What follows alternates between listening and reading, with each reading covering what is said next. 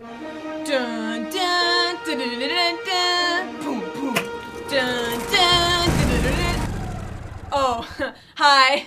I'm Alessandra, your host of Out of Frame, the web series that brings you the close-ups on the people involved in your favorite films and television series.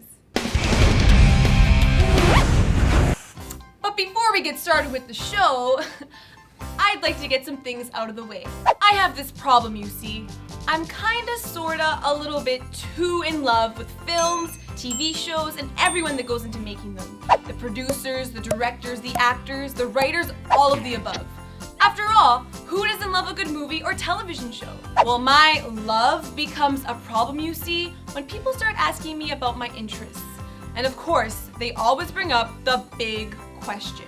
So, Alessandra, what's your favorite movie? I mean, what a difficult thing to answer. How can anyone just pick one movie? They are like my children.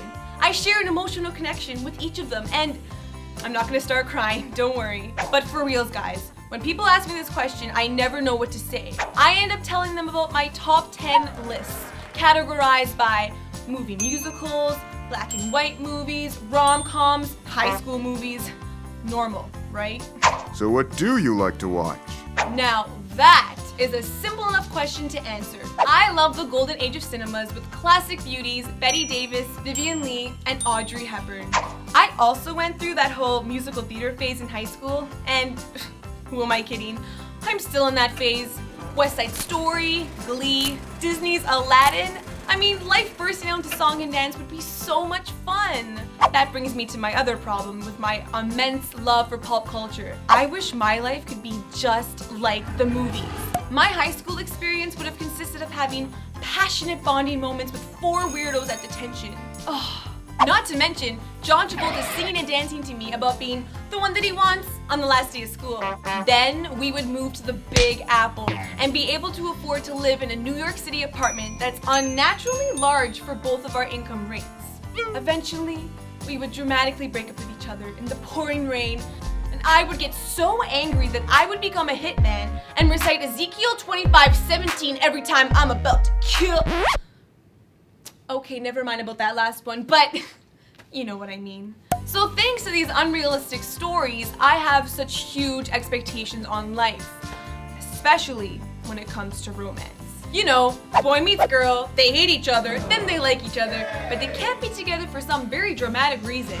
And then Ryan Gosling and the girl, hey girl, hey, set forth into the sunset. So naturally, I've dealt with these unrealistic expectations the only way I know how to. Learning as much as I can about my favorite movies and TV shows. I love learning about screenplay development. Can you believe that Matt Damon and Ben Affleck originally wrote Good Will Hunting as a thriller?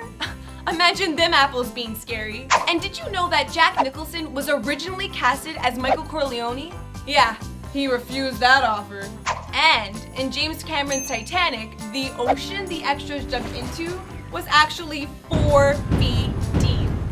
Actually, Alessandra, if my facts serve me correctly, which they do 100% of the time, the ocean was only 3 feet deep. Oh, thanks, Buff. Always so sharp. Yeah, I know. Maybe that film should get an 11th Oscar for Best Extra Performance in a Motion Picture. Actually, Alessandra, Titanic already won 11 Oscars in 1997. Oh, true. Well, there you have it. So, And actually, that Oscar category for Best Extra Performance in a Motion Picture does not exist. well, actually, that part was a joke. But anyway, thanks for clearing that up. So anyway, that's pretty much what I'll be doing on the show. You know, bringing all that trivia about the stars, the writers, the producers, and the directors that are out of frame right onto your screen.